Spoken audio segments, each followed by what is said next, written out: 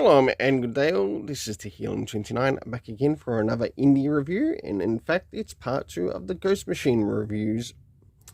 And as you can see here, I have Rook Exodus issue 1. So starting off with first things first, does this cover in any way, shape or form connect to something that is happening inside with the story? Sure enough it does, to which I give it an 8 out of 10, but I want to show you something else in relation to this cover.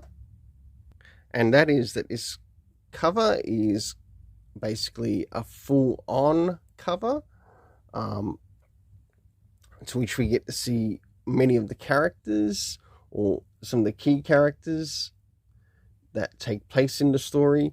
One of these characters we don't actually get to see in the story, which is a little bit disappointing, but overall, let's move into the next thing, and that is the area of the internal art, as also what's happening story-wise with the characters. So I just want to point out something in relation to the beginning of this, before I actually show some of the art around the beginning of the book, is that we get a little bit of a history about this particular world. Also, we get some dates and times which I think really help in the story. So as we start to move into the first part of the book, we are introduced to the character of Rook, and we do actually learn a little bit about this character. Of course, we get to see some of the things that he interacts with on this planet known as F. Don't forget to press the F key for this planet. As we draw closer towards the middle, we end up going to some locations within the story. And it looks like there are a number of locations within the story that no longer have any people there, so they could actually be linking to either repopulating this particular planet that they're at, or maybe even destroying some old places to build up new.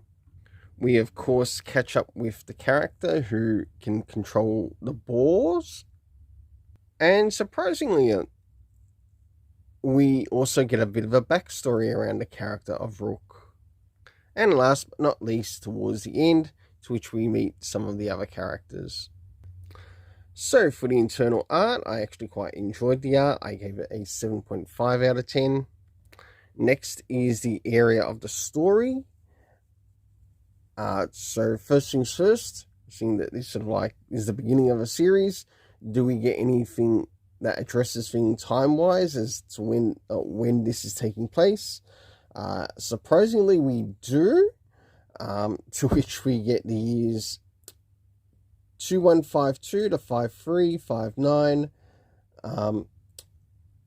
2170, 71, 73, of course 2148, and also 15 years later being used in the story.